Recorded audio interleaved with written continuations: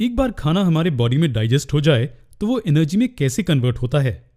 हमें हर काम के लिए एनर्जी की ज़रूरत होती है, जैसे कि चलना, दौड़ना, हिलना। लेकिन खाना एक बार उसके सिंपलेस्ट फॉर्म में ब्रेक हो जाए तो वो क्या खुद से एनर्जी प्रोड्यूस करता है?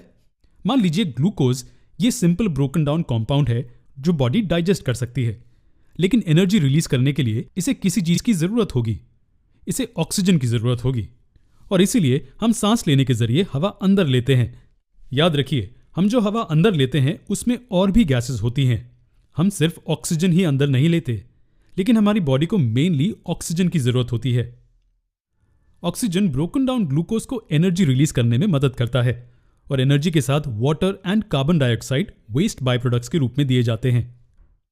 ये एक गाड़ी की तरह काम करता है।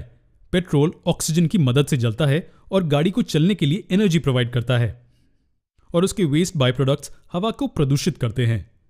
हमें भी फूड को एनर्जी में कन्वर्ट करने के लिए ऑक्सीजन की ज़रूरत होती है, तो हम ऑक्सीजन अंदर लेते हैं और कार्बन डाइऑक्साइड रिलीज करते हैं। इसे रेस्पिरेशन कहते हैं। क्या ये सही है? जी नहीं, ये बहुत ही आम गलतफहमी है। ऑक्सीजन अंदर लेना और कार्बन डाइऑक्साइड रिलीज करना ये रेस्पिरेशन नहीं होता, ये बस ब्रीदिंग होता है। ब्रीदिंग और रेस्पिरेशन दोनों सेम नहीं होते। ब्रीदिंग वेंटिलेशन की तरह है, हवा अंदर लेना और फिर उसे रिलीज करना, जबकि रेस्पिरेशन एक सेल्यूलर प्रोसेस है जो सेल्स के अंदर फूड को ब्रेक डाउन करके एनर्जी रिलीज करता है। इसे इंटरनल या सेल्यूलर रेस्पिरेशन भी कहते हैं। यहां एनर्जी रिलीज करने के लिए फूड को ऑक्सीडाइज किया जाता है। हम आने वाले वीडियोस में रेस्पिरेशन को डिटेल में पढ़ेंगे। ये कुछ चीजें हैं जो आप घर पर ट्राई कर सकते हैं इस इक्वेशन को टेस्ट करने के लिए। एक टेस्ट ट्यूब में लाइम वाटर लीजिए और उसमें स्ट्रॉ डाल दीजिए। इस स्ट्रॉ में हवा फूंकिए। आप थोड़ी देर बाद देखेंगे कि लाइम वाटर का रंग सफेद हो गया है।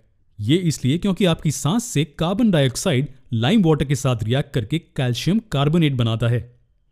क्या आपको याद है कि रेस्पिरेशन का एक बाय प्रोडक्ट वेस्ट वाटर भी था? जब हम सांस बाहर छोड़ते हैं तो ये वाटर वेपर के रूप में बाहर आता है।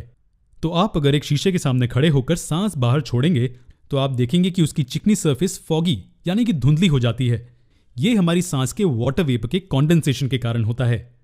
हमारे अगले कुछ सेशंस में हम देखेंगे कि रेस्पिरेशन एक्चुअली कैसे होती है और इस प्रोसेस में कौन से ऑर्गन्स इन्वॉल्व हैं।